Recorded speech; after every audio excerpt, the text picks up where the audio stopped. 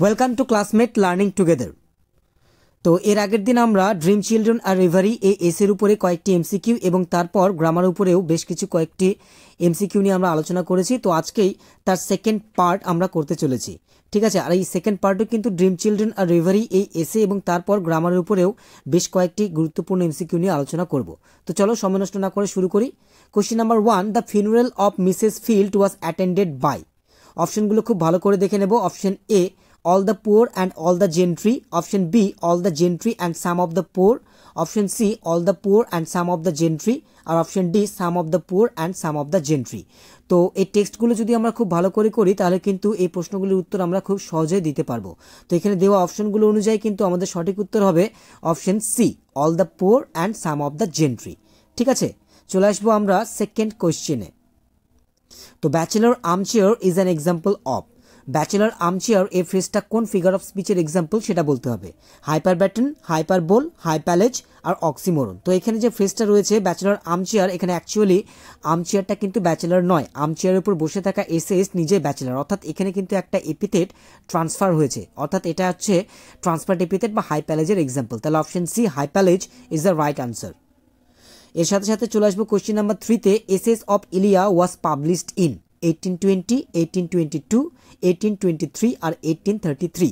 তো চার্লস ল্যাম্পের লেখা essays of Elia publish হয়েছিল 1823-তে আর the last essays of Elia publish হয়েছিল 1833-তে।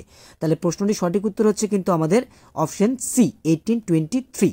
ঠিক আছে, এবার চলে আসছি আমরা কোশ্চেন নাম্বার 4-এ। The horse on which Lamb's brother mounted is qualified as. তো এখানে এই হর্সটার যে কথা বলা হয়েছিল সেটাকে কোয়ালিফাই করা হয়েছিল কোন ওয়ার্ড দ্বারা? স্পিরিটেড, মোস্ট স্পিরিটেড, মেটেলসাম নাকি স্ট্রং। তো এই এসেতে যে হর্সের উল্লেখ আমরা পাই সেখানে এই হর্সটাকে কিন্তু মেটেলসাম এই ওয়ার্ড দ্বারা কোয়ালিফাই করা হয়েছিল। তাহলে option C, mettlesome is the right answer of the question. এবার question number 5, the 12 busts mentioned in the essay were of. তো এই এসেতে উল্লেখিত 12 বাস্টগুলি কাদের? The Greek emperors, the Roman emperors, the English emperors, the Trojan emperors. তো actually এই এসেতে উল্লেখিত 12 বাস্টগুলি কিন্তু রোমান এম্পেরোসদের। তাহলে প্রশ্নটির সঠিক উত্তর হচ্ছে আমাদের অপশন বি, দ্য রোমান এম্পেরোস। ঠিক আছে, টেক্সটগুলো কিন্তু আমাদেরকে লাইন বাই লাইন একটু খুঁটিয়ে পড়তে হবে। Question number 6, which one of the following statements is not true about Mrs field. Not true. ঠিক আছে, কোয়েশ্চেনগুলো একটু ভালোভাবে পড়তে হবে। অপশনগুলো দেখে নেব। Option A, Mrs Field was the best dancer in her youth. Option B, Mrs Field loved all her grandchildren equally. Option C, Mrs Field was not afraid of ghost. আর option D, Mrs Field was religious and good. তো এখানে থাকা অপশনগুলোর মধ্যে option A, C আর D সবগুলোই ঠিক, খালি অপশন বি এটাই কিন্তু নট ট্রু। তাহলে এটাই হচ্ছে আমাদের সঠিক উত্তর। ঠিক আছে, question number 7, here Alice put out one of her dear mother's looks too tender to be called upbraiding. The word upbraiding means, তো upbraiding ওয়ার্ডটার অর্থ কি?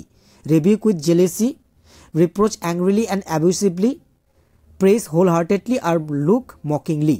তো upbraiding এর অর্থ কিন্তু reproach angrily and abusively। তাহলে অপশন বি এটাই হচ্ছে প্রশ্নের সঠিক উত্তর।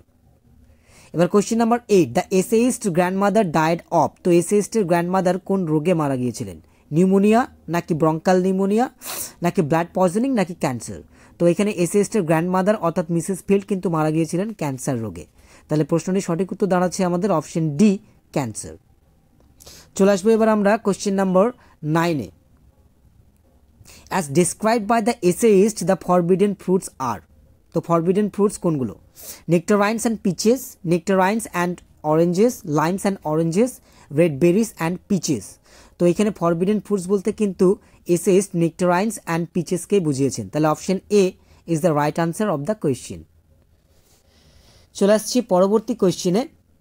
Question number 10, the essayist had been courting Alice Winterton for 5 years, 6 years, 7 years, 8 years। খুব সহজ একটা প্রশ্ন, খুব সহজে এই প্রশ্নটির উত্তর আমরা করতে পারবো। তো এখানে কিন্তু সঠিক উত্তর হবে আমাদের অপশন সি, 7 years। ঠিক আছে, অর্থাৎ এসেইস্ট অ্যালাইস উইন্টারটনকে কোর্টিং করেছিলেন 7 বছর ধরে। এবার এর সাথে সাথে আমরা চলে আসবো গ্রামার পোর্শনে। তো চলো চোখ রাখি কোশ্চেনগুলোতে। Question number 11, change the voice, let him go there. Let him go there এর দ্বারা কিন্তু একটা অ্যাকচুয়ালি রিকোয়েস্ট করা বোঝাচ্ছে ইম্পারেটিভ সেন্সে। তো এরকম রিকোয়েস্ট করা বোঝালে কিন্তু আমরা তার passive mood may be allowed দিয়ে করতে পারি। ঠিক আছে, যেহেতু লেট আছে তাই।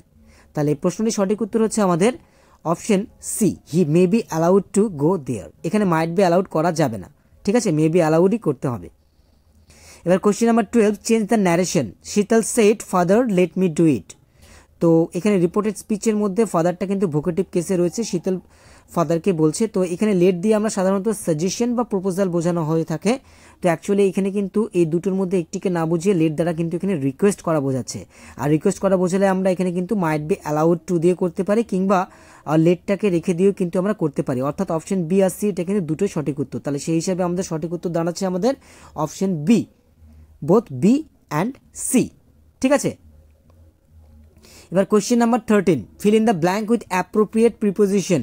He was struck dash lightning in, on, by, with. তো লাইটনিং আছে আর স্ট্রাক আছে, তাহলে স্ট্রাক বাই লাইটনিং হয়, তাহলে option C by is the right answer. চলে আসবো এবার পরবর্তী কোয়েশ্চেনে। Question number 14, identify the phrase in the sentence.